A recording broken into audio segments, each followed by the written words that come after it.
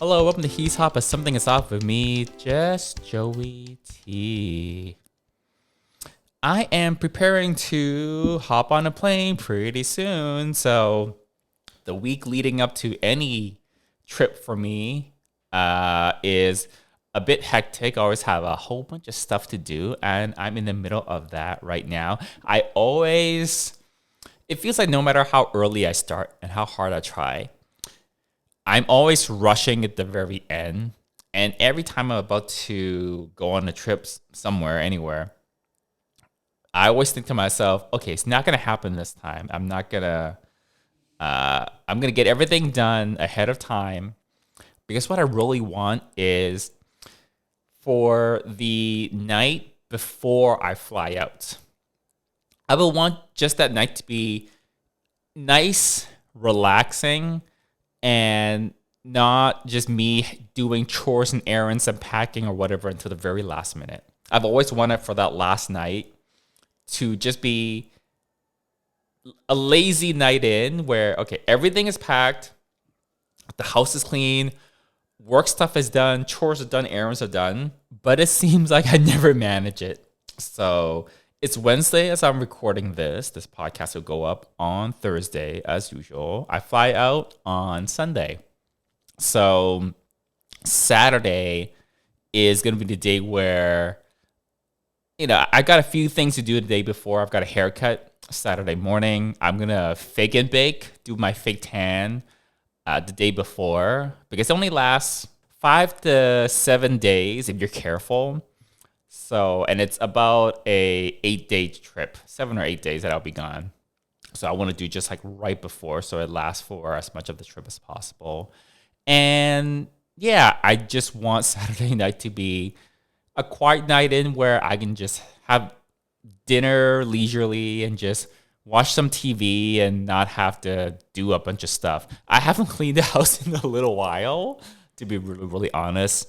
Louis, my borrowed dog companion who was here for 2 weeks, Daddy's came back earlier this week, and he peed. I'm pretty sure he peed on my guest bed mattress, because he likes to follow me around the house, and whenever I go to the bathroom, he likes to jump onto the guest mattress, the guest bed.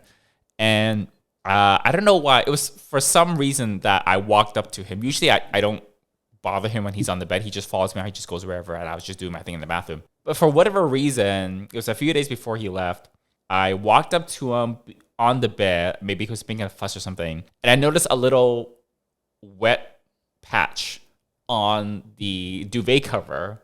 And I was like, bitch, I took you out for 4 walks a day. You just peed outside like 2 or 3 hours ago. You could hold it in for longer than that. It's like, I don't know why he peed. But it was like, there's a wet spot there, and it wasn't me, so it must have been him. So I gotta do all the laundry. I mentioned this on the last episode. I love to come back to a house that doesn't have to be squeaky clean, but it just has to be like clean-ish, and it has to be neat. Like things have to be put away. I've got a giant dining room table that I'd never eat at. But the thing is, I love counter space. I love tabletop space. I love desk space. In like a bathroom, I hate it when bathrooms don't have counter space. It's super annoying because I use product. I have skincare stuff. I've got toiletries. I've got hair stuff. I need somewhere to put, like the product that I'm using. I need somewhere to put the hair dryer. I need somewhere to put like my toothbrush, the charger for the toothbrush. It's all this stuff. There's some bathrooms that have so little counter space. I don't know how you live. So I need lots of counter space in the bathroom. I love to have like a big desk to work at, because I just have stuff like I've got a giant monitor. Most of you have seen a monitor that big before. This desk that I'm podcasting at right now, it used to be my work desk from, my last 9-to-5 job. And it used to have 2 24-inch monitors on it. And, it's got like my keyboard. I have a headset because I would be doing conference calls all the time. I have like some work stuff, like a work notebook, and I need a place to put like drinks and, it's I need the desk space. The dining table, though, I actually don't need at all, but I never eat at the dining table. I eat in the living room, sitting on the floor, on the coffee table. Pretty much all my meals, I eat like that in the living room, sitting on the floor. So the dining room table, I got it because, you know what? I actually didn't get it at all. I think I just basically got it to fill space, because if I didn't have that dining room table there, that would just be that just big giant empty space between the living room and the kitchen. Because it's like semi-open concept. Living room and dining room is just one big space, and the kitchen is separate. But like, it would just be this giant empty space. But because I don't use it and I pass by it all the time, it's in the middle of the house. Stuff accumulates on it very easily.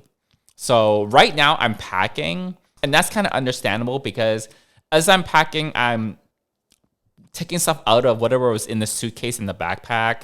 I'm refilling the little bottles of toiletries. So when I take liquids onto a plane, I usually only have carry-ons. I don't have checked luggage. So I have to make sure all the liquids that I bring with me are very tiny bottles, because we have this, what they call the 3-1-1 rule, which is 3 fluid ounces per container.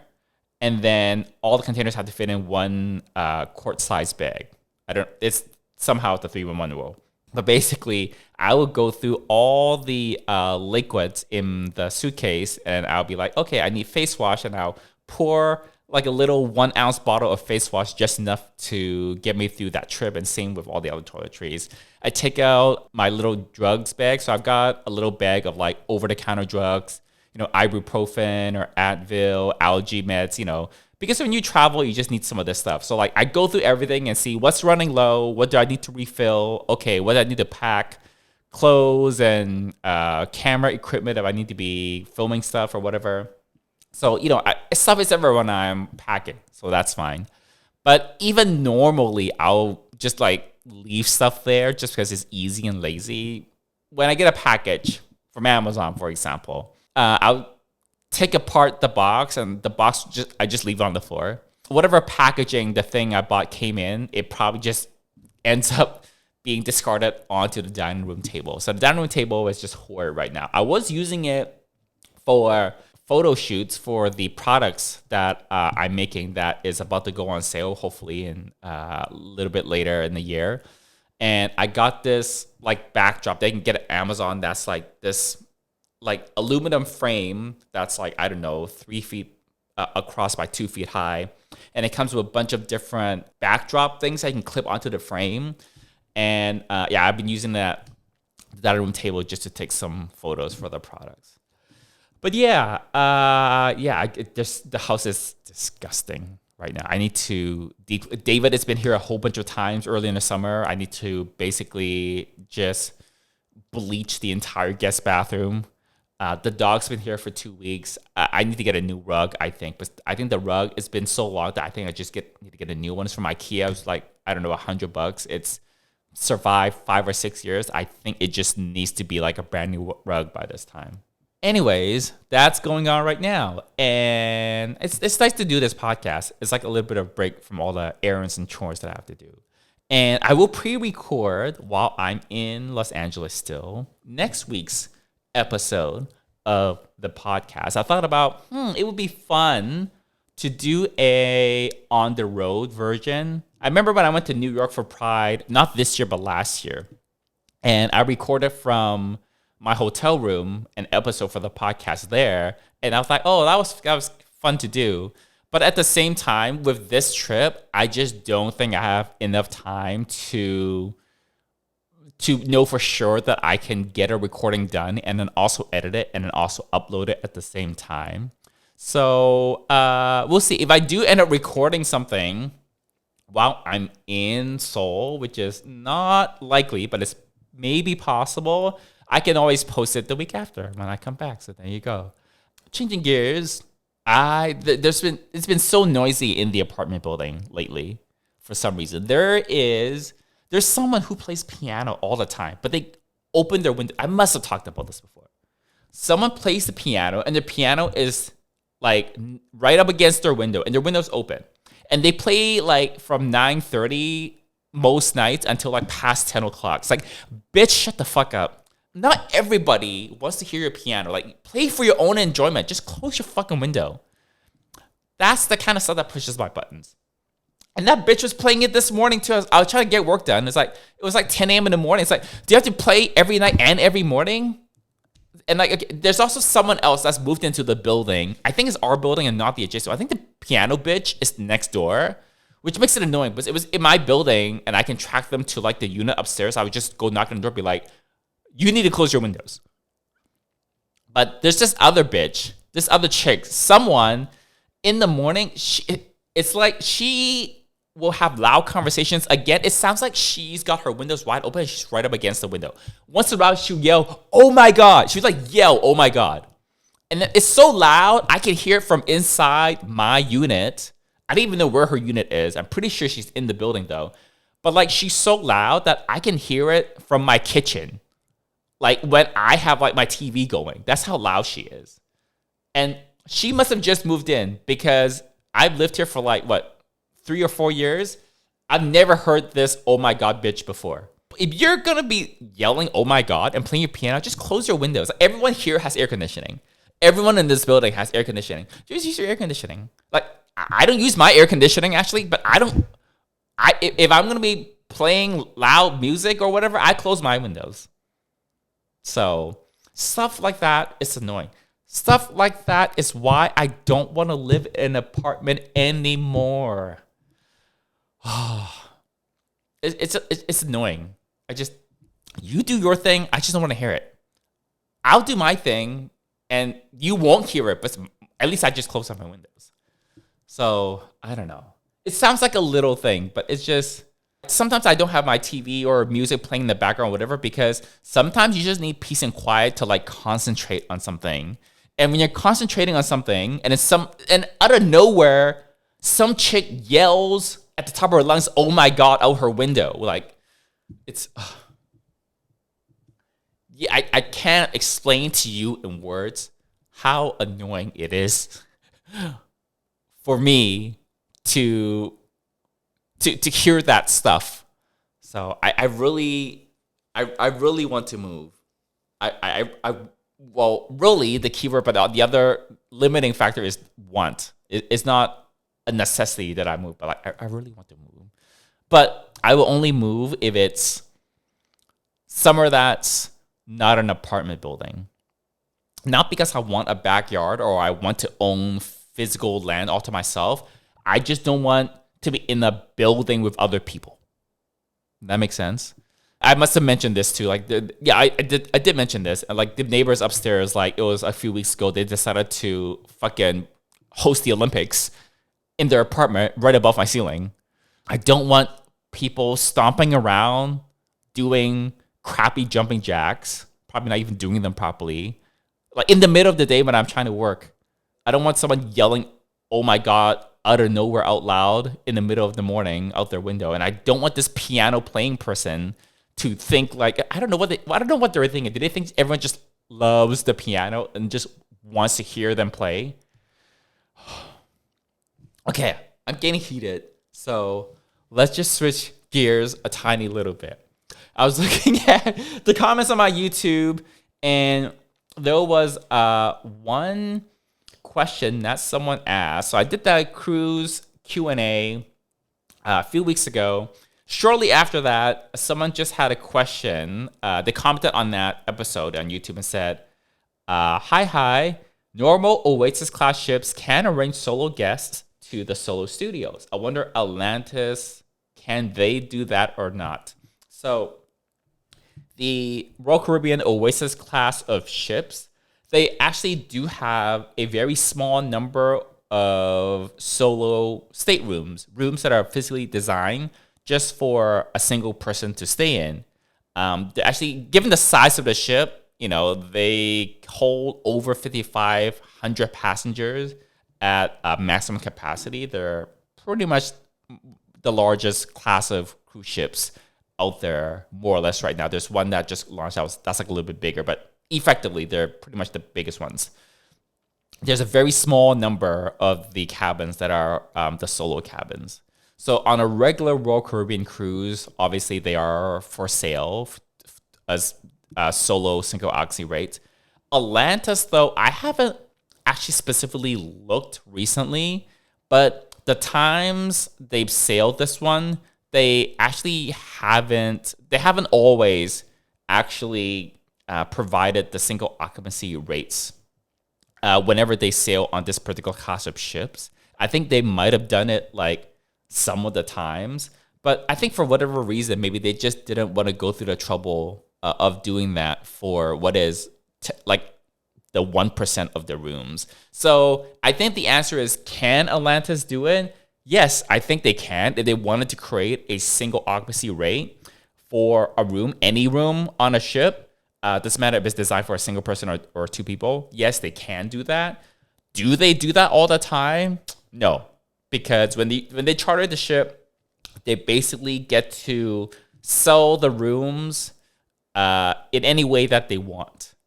And it's oftentimes not the same way that the cruise line, Royal Caribbean in this case, would sell it. So can they? Yes. Do they? Not always. So I think with the Virgin ships, they do that because a lot of the itineraries that the Virgin ships have been on is one factor. But the other factor is the Virgin ships have a lot more of these single occupancy solo cabins.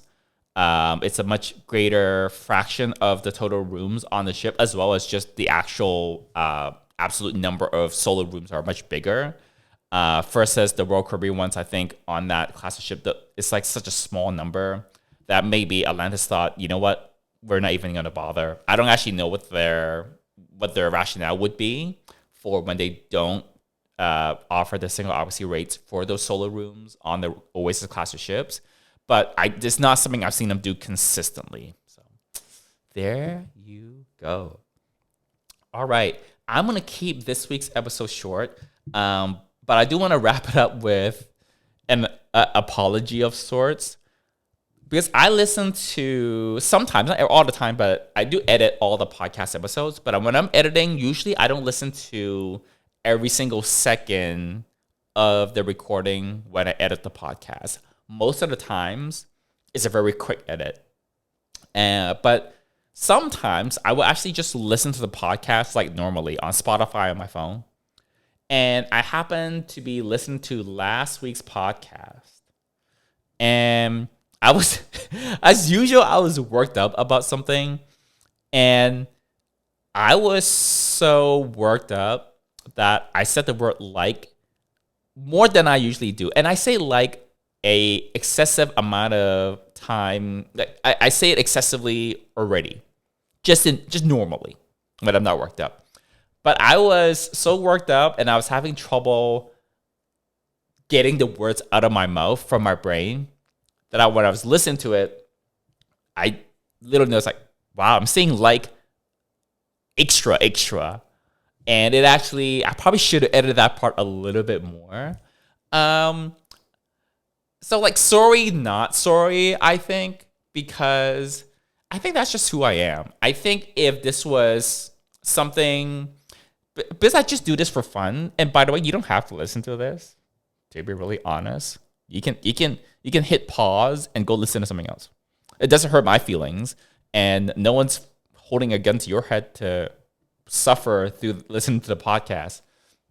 Because I just do this as a hobby for fun, it's not anything critical. I just do whatever, so I'm not sorry about it in a way.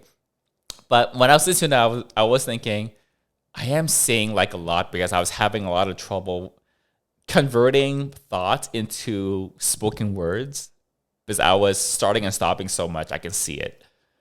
I was kind of thinking about that in a job interview that I had earlier this week. It was a phone screen with a recruiter. And I was thinking, okay, it's important in an interview situation to showcase your communication skills, at least your verbal communication skills. In addition to saying the right things, you have to say things in the right way as well, because they're not just evaluating your answers, they're evaluating the way you give your answer.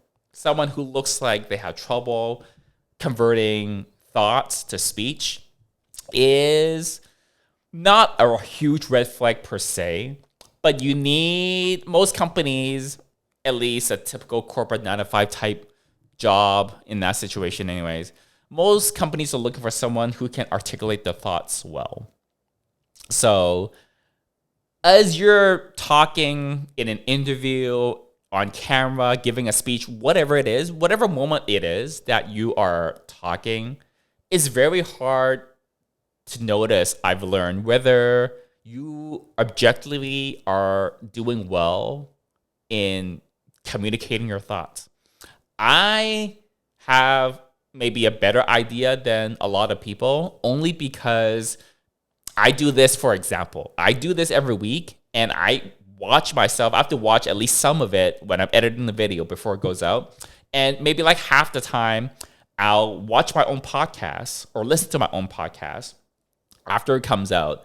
It's not because I'm so into myself, into my voice, into my own thoughts, but I usually do it more from a quality assurance point of view, because sometimes I'm wondering, oh, what's the mic cutting in and out? Because, as I move my head this way or that way, closer or further away from the mic, sometimes the mic doesn't pick up as well, and like sometimes I faint away, or sometimes I just don't remember afterwards whether I really articulated what I wanted to say. What were the words that came out of my mouth, the words that I wanted to come out of my mouth?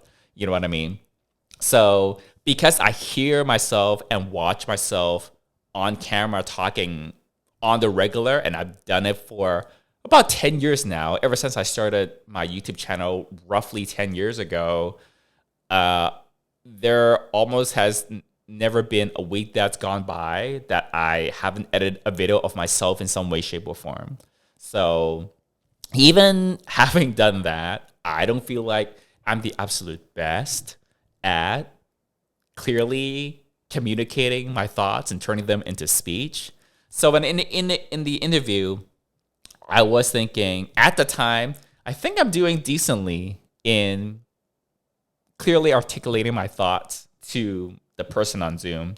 But then after I was like, oh, I always think that though whenever I'm talking. So I'm not actually sure if it is or not. Well, we'll see if we get a callback. We'll see if we get a second interview, and I'll let you guys know. But yeah, it's just one of those weird things. One of the best things though, if you are about to give a speech of any kind, doing any public speaking, going for an interview, I think one of the best things you can do is just to do a dry run or a mock interview, something of that nature.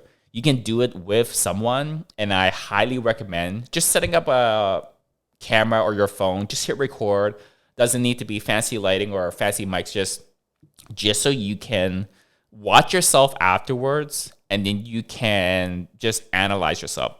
I think it's very difficult for people to hear their own voice if you're not used to it. I'm not in love with my voice, but I've heard my voice on recordings so many times. I'm got completely used to hearing it, and it's MBD. But yeah, if you are in that situation, you got something coming up, do a mock interview or just practice. Do a dry run in front of someone. Could be anyone. If you have a job interview coming up, it would be ideal if you can get someone who's had interviewing experience, someone who's had experience running interviews, hosting interviews, and also just hit record on a camera somewhere so you can have a record of that, and you can kind of watch yourself, and then you can kind of make some notes just how you can improve.